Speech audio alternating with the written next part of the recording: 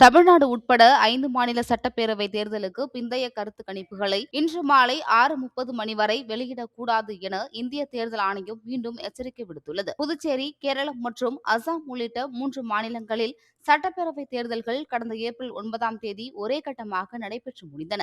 இதனைத் தொடர்ந்து தமிழ்நாட்டில் சட்டப்பேரவை தேர்தல் கடந்த ஏப்ரல் 23ஆம் தேதி மொத்தமுள்ள 234 சட்டப்பேரவை தொகுதிகளுக்கான தேர்தல் ஒரே கட்டமாக வாக்குப்பதிவுகளுடன் நிறைவடைந்தது.